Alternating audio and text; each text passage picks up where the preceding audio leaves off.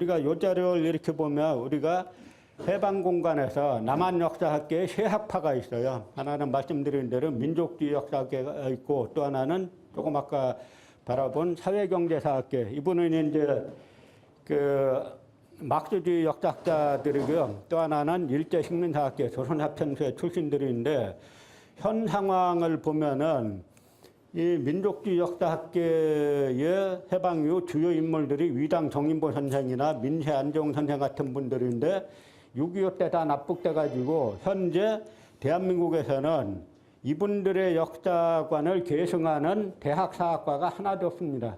단지 이제 개인적으로 단국대학교의 윤내영 교수님이라든지 고려대학교의 최재석 교수님 같은 분들이 개인적으로 이 역사관을 계승하려고 노력했고, 그 다음에 저희 한가람 역사문화연구소라든지 하는 쪽에서 이분들의 역사관을 계승하려고 노력하고 있지, 대한민국엔 단 한 대학, 한 역사학과도 이분들의 역사관을 계승하는 대학이 없어요. 그러니까 지금 우리 사회 정신 지수가 이렇게 상당히 낮은 겁니다.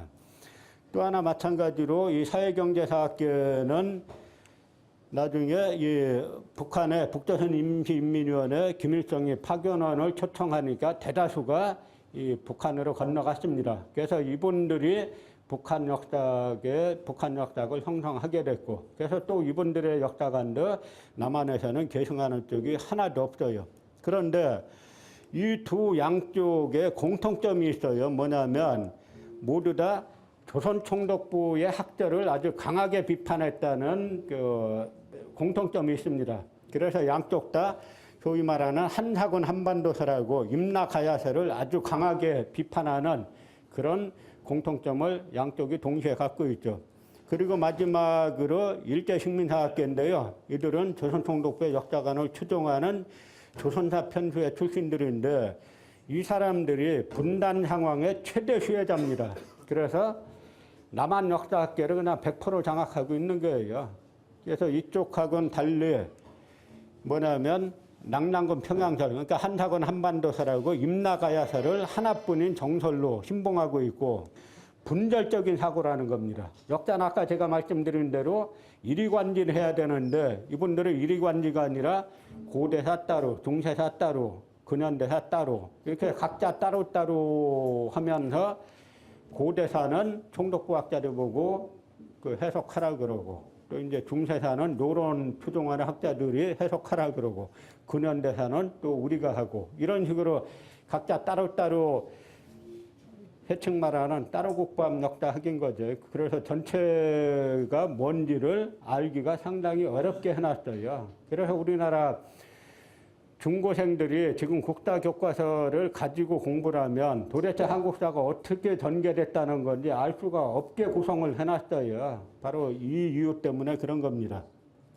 그래서 아까 이제 말씀드린 것처럼 이런 위당 정인보 선생이나 민세 안재홍 선생 이런 분들은 전부 다 그 6.25 때 그 다 납북이 됐죠. 이분들의 역사관은 조선총독부의 반도사관에 맞서서 대륙사관과 해양사관을 주창했고, 그 다음에 민족사관은 통일사관이고 또한 대륙사관이기도 한데요. 우리가 크게 주목을 안 하지만 1945년 10월 10일부터 13일까지 조선공산당 이북 5도당 열성자대회가 열려요.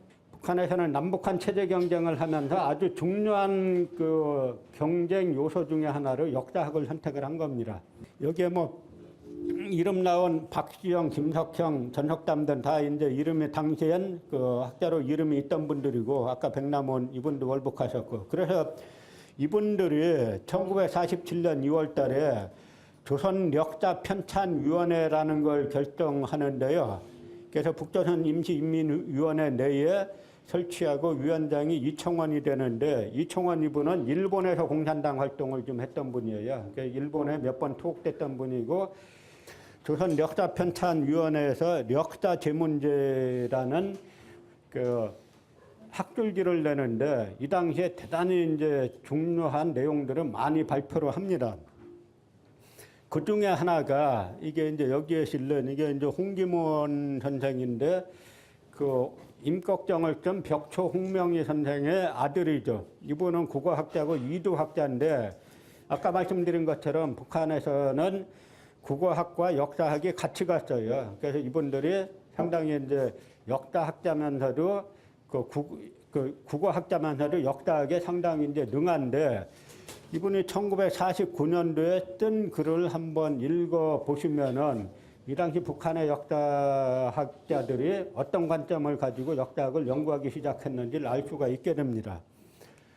일본 제국주의가 조선을 완전한 식민지로 만들기에 성공하자 그들의 소위 역사학자들은 조선 역사에 대해서 이상한 관심을 보였다. 과연 어떠한 것들인가? 첫째, 서기전 1세기부터 4세기까지 약 500년 동안 오늘의 평양을 중심으로 한나라 식민지인 낙랑군이 설치되었다는 것이요. 그러니까 한사군 한반도설이죠.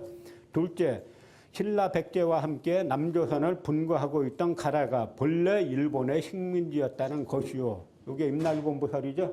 그러니까 북한에서는 1949년도에 북한 역사학계가 나아갈 길은 조선총독부에서 만든 식민사관을 타파하는 거다. 그럼 조선총독부에서 만든 식민사관이 뭐냐? 셋으로 정리하면 1. 단군을 말살한 거였다. 우리나라의 국조인 단군을 조직적으로 말살한 거였다. 그래가지고 단군을 일련이 12세기, 13세기 때 창작한 인물이라는 등 온갖 딱지를 붙여가지고 단군을 가짜로 만들었다. 이거고요. 또 하나는 바로 평양에 낙랑군이 있었고 한사군이 다 북한 강역에 있었다라는 한사군 한반도설을 날조해낸 것이었다. 그리고 또 하나는 임나가 가야라는 임나가라설, 임나일본부설을 날조해낸 것이 조선총독부에서 만든 역사관의 핵심 세 가지였다. 그래서 뭐라 그래서 1. 단군을 말살한 것, 2. 한사군 한반도설, 3. 임나가야설, 요 세 가지가 조선총독부에서 만든 식민사관의 핵심이다라고 1949년도에 이미 조선의 고고학에 대한 일제 어용학설의 검토라는 글에서 홍규문 선생이 이야기를 하는 겁니다. 이 북한학계에서도 해방 직후에 한사군 고조선 위치와 마찬가지인데요. 제평양설과 제요동설이 대립합니다. 그래서 해방 직후에 도요를 중심으로 한 고고학자들은 평양 일대에 있었던 평양 일대 일본인들이 주로 발견했던 유적들을 가지고 낙랑군이 평양에 있었다라고 주장하기 시작합니다. 그런데 이때 이미 아까 말씀드린 것처럼 여러 김석형, 리지린, 임건상, 이상호, 백남훈 같은 여러 문헌사학자들, 그러니까 문헌을 가지고 공부하는 분들은 처음부터 낙랑군과 한사군은 다 요동에 있었다라고 주장을 했어요. 왜냐하면 중국 사료가 다 그렇게 나옵니다. 다 한사군은 다 요동에 있었다. 그러니까 양쪽이 어쨌든 다릅니다. 북한대 해방 직후에는 어쨌든 일본이 말하는 소위 근대 역사학 이렇게 얘기해 놓으니까 고고학자들은 거기에 대해서 채 벗어나지 못한 상황이었고, 그런 상황 속에서 논쟁을 아주 심하게 전개를 했는데요.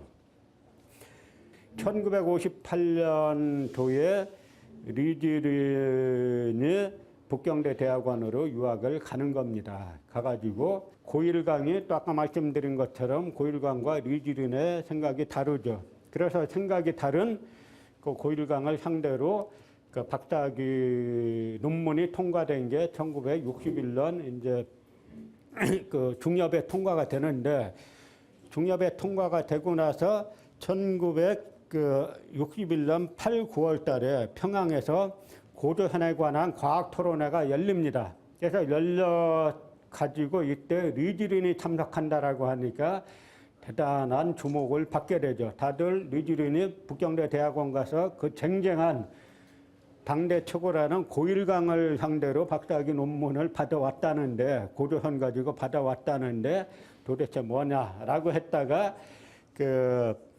리지린이 저기에 참석해서 자기의 박사학위 논문에 관해서 발표를 하면서 그 발표를 계기로 북한의 고고학자들도 전부 다 낙랑군 평양설을 전부 다 거둬들이고 낙랑군 요동설이 대세가 되는 겁니다.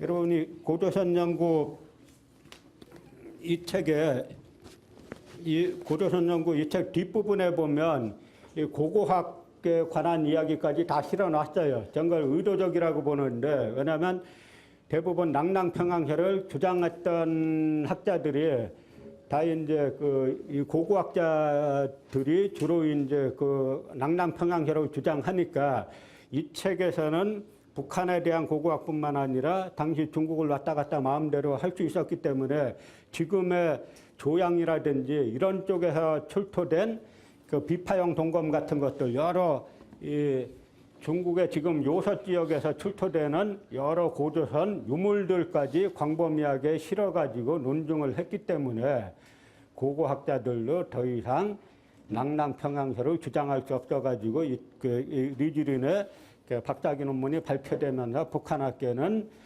그 한사군 요동설로 정리가 된 겁니다.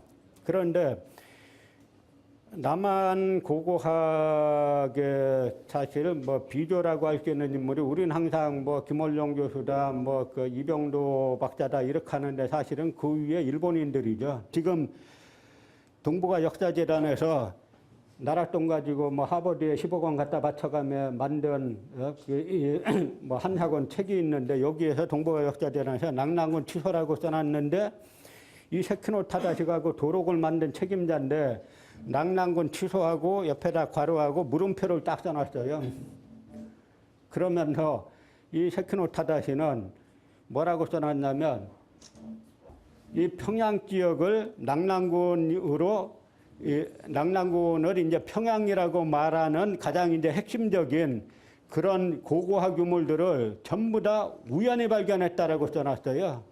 소위 말하는 지금 마지막 식민사학계에서 기대고 있는 유적이라는 것들이 다 그런 거고요. 그래서 이제 아까 말씀드린 대로 리지린의 고조선 연구의 이제 핵심이 서기전 5세기, 4세기의 고조선의 서쪽 강역은 하북성 난하고 서기전 3세기, 2세기는 요령성 대릉하로 촉도가 된다는 거고요. 한사군은 지금의 요동반도에 있었다 해가지고 낭낭군 평양설을 폐기하는데 지금 북한에서 지금 단군릉을 강동군에서 단군릉을 발굴했다라고 하는 그거 가지고 자꾸 북한에서 리지린의 학제를 폐기했다라고 하는데 전혀 그렇지 않습니다.